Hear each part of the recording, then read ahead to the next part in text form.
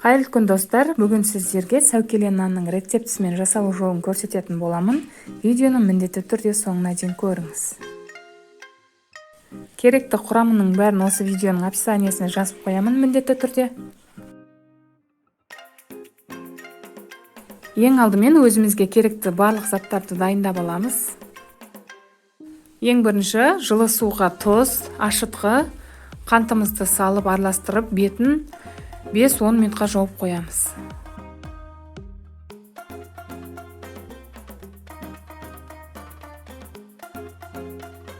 Жылы сүтті, ертілген сармайды, жаңағы ашытқыны, жұмыртқаны салып, жақсылап араластырып аламыз. Онды міндетті түрде електен өткіземіз.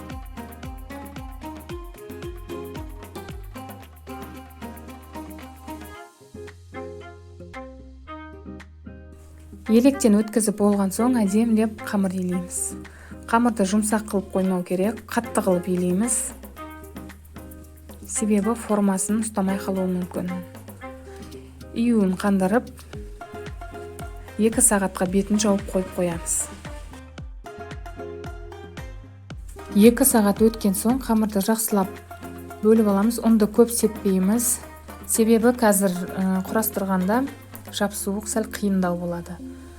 Жиегіне 120 грамм алдым, ал негізгі сәукеленің бөлігіне 300 граммнан алдым. Дәл осы рецепт бойынша 2 сәукеле нан шықты.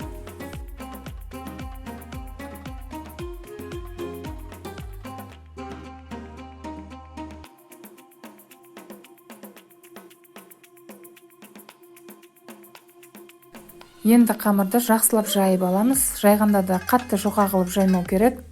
Орташа қылып жаямыз.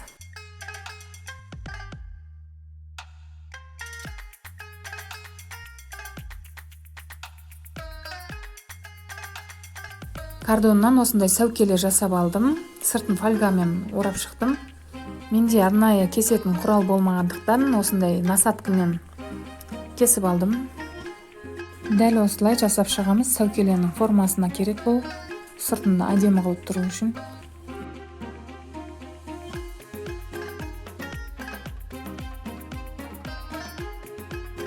Кардонның сыртын міндетті түрде майлап аламыз.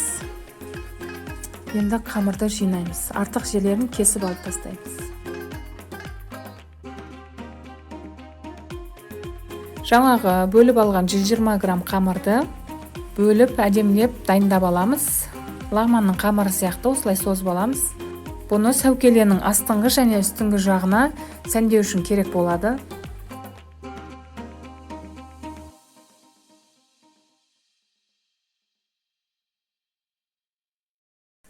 Жасап болған соң бас жағын кішкене жабыстырып, дәл осылай өріп шығамыз.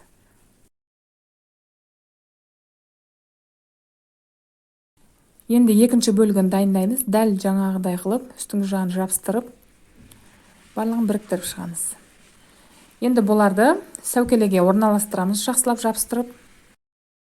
Қызып тұрған пеште 180 градуста 30 минутта пісіріп аламыз. Тез пісіп қалады. Көп ұстаудың қажеті жоқ. Көп ұстаса да қатып қалуы мүмкін. Кейін кардоннан алынуы қиын болады. Артық жерлерін алып тастаймыз кесіп.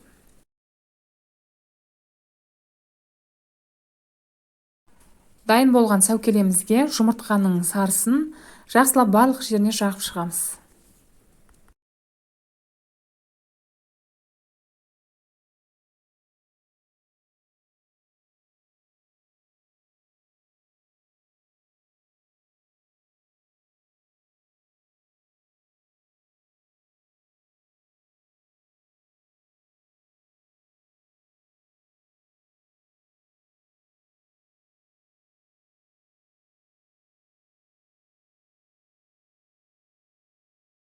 Жұмыртқаны жақ болған соң сәндік үшін күнжіт немесе макты сеуіп шықсаңыз болады.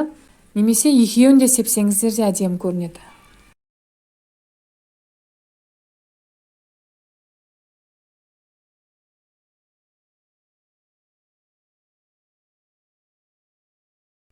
Ал сәукелеміз дайын, пешке салып пісіріп аламыз.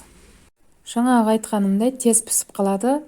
міндетті түрде суығаннан кейін кордоннан шешіп алыңыздар. Видеоны соңына дейін көргендеріңіз үшін рахмет. Сіздер де жасап көріңіздер. Сіздерге де ұнайтынына сенімдімін. Және менің арнама тіркеліп кетуді ұмытпаңыз.